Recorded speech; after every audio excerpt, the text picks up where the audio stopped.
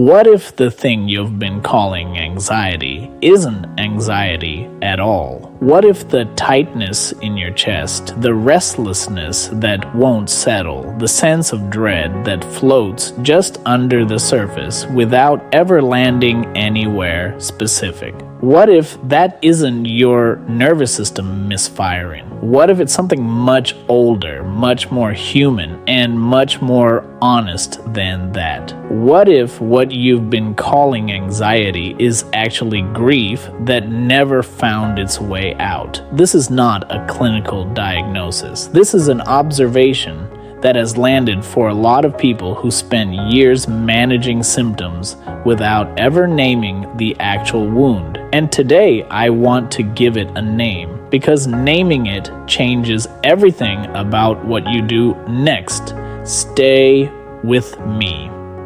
This one might explain a lot. Anxiety and grief produce almost identical physical sensations. The tight chest, the shallow breathing, the low-grade constant alertness that makes it hard to fully relax. The intrusive thoughts that circle without resolving. If you've been in both states, you know how easy it is to confuse them or to mistake one for the other entirely. But the difference between anxiety and grief is important.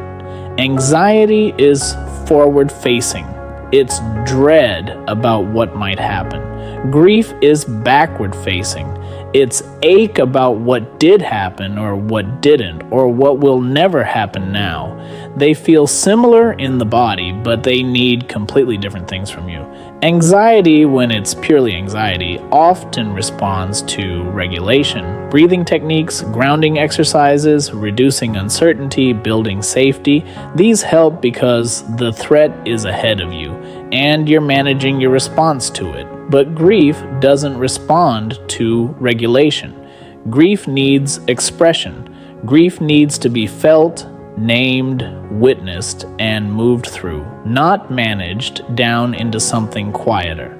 And when you spend years trying to regulate what is actually grief, you don't resolve it. You just compress it. And compressed grief doesn't disappear. It sits in the body as tension, as vigilance, as a floating unease that medication can dull and mindfulness can quiet temporarily, but that always returns because it was never actually addressed. You weren't anxious. You were heartbroken about something you hadn't been given permission to grieve.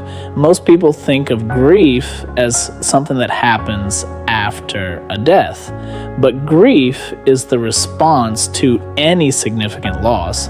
And many of the most significant losses in a human life are ones that don't come with a funeral, a casserole from a neighbor, or any formal acknowledgement at all. We grieve childhoods that didn't feel safe. We grieve the parent we needed and didn't have, not because they died, but because they were emotionally absent or inconsistent or simply not equipped to give us what we needed. That is a real loss. It just has no ceremony. We grieve versions of ourselves. The person we were before something happened, the person we thought we were becoming before life redirected us. The younger version who was still open, still trusting, still certain that things would work out before they learned otherwise.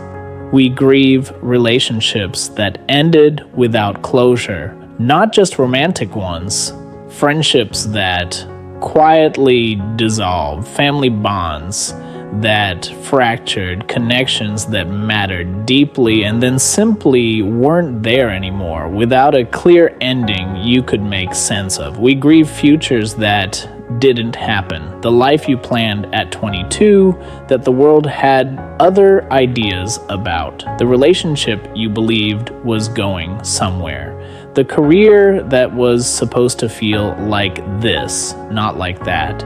None of these losses come with permission to grieve them. Nobody sends flowers when you finally admit that your childhood left a wound. Nobody gives you time off work to mourn the person you used to be. So the grief goes underground, and underground it doesn't rest, it hums. And you call it anxiety because that's the name you were given for the hum. I want to tell you about someone. She had been treated for anxiety for 6 years. Multiple therapists, 2 different medications at different points, mindfulness apps, breathing exercises, journaling prompts, and all of it helped a little for a while, but the hum always came back, not dramatically, just quietly, persistently, like a note held just below the threshold of what you could name. The shift came in a therapy session when she was asked, not about her anxiety symptoms, but about what she had lost. It wasn't a question she was prepared for. She sat with it for a long time, and then things started coming out that she hadn't realized she'd been carrying. The childhood where she'd had to be the emotionally steady one for a parent who couldn't be steady themselves. The friendships that fell away in her 20s that she'd never properly mourned. The version of herself she'd been before a relationship that changed her more than she'd admitted. She didn't leave that session feeling better. She left feeling hollowed out in a way that was completely different from anxious. And her therapist told her something she held onto. That hollowed out feeling was the grief finally having somewhere to go. That the anxiety had been holding it in place, keeping her vigilant, keeping her braced, because the grief had nowhere to land. Over the following months, as she actually grieved the things she'd been braced against, the anxiety didn't just decrease, it became recognizable. When it appeared, she could now ask, what am I bracing against? What haven't I let myself feel? And more often than not, there was an answer. The anxiety was the guard at the door. Grief was what it had been guarding. So what do you actually do with this if it's landing for you right now? First, the next time you feel what you'd normally call anxiety, ask a different question. Instead of asking, what am I afraid of? Ask, what have I lost that I haven't fully grieved? Let the answer be whatever comes, even if it's something that happened years ago, even if it seems disproportionate, even if there's a voice that says you shouldn't still be affected by it. That voice is exactly what kept the grief underground in the first place.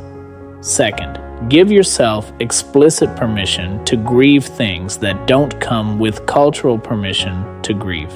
The childhood, the relationship, the version of yourself, the future that didn't happen.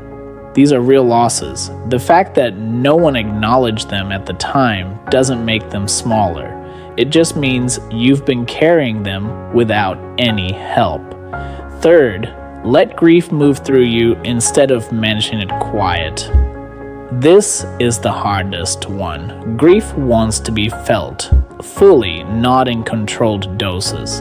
It will not damage you to feel it. It has already been costing you to not feel it. The cost just looked like anxiety instead of like grief, so you didn't know what you were paying for. If you have spent years managing anxiety that never quite resolved, I want you to hear something gently but clearly. You may not be broken. You may not have the wrong brain chemistry. You may not need a better technique or a stronger practice or more discipline about your nervous system. You may simply be someone who has been carrying grief that was never given a name, never given space, and never given permission to exist. Grief is not a disorder. It is not a malfunction. It is the completely appropriate, completely human response to loss. And if you have experienced losses of safety, of people, of versions of yourself, of futures you believed in, You are allowed to grieve them. You are allowed to call them real. You are allowed to stop bracing and start feeling, even if it takes time, even if it's uncomfortable, even if nobody around you understands why you're still carrying something they think you should be over by now. You are not anxious. You are human. And somewhere underneath the anxiety, there is a grief that has been waiting very patiently for you to finally let it speak. If this named something you've been trying to understand for a long time, share it with someone still calling their grief by the wrong name. My name is Zoni. Subscribe. This channel is for the things that were always there, just waiting to be seen clearly. What you've been calling anxiety has a different name, and that name changes everything.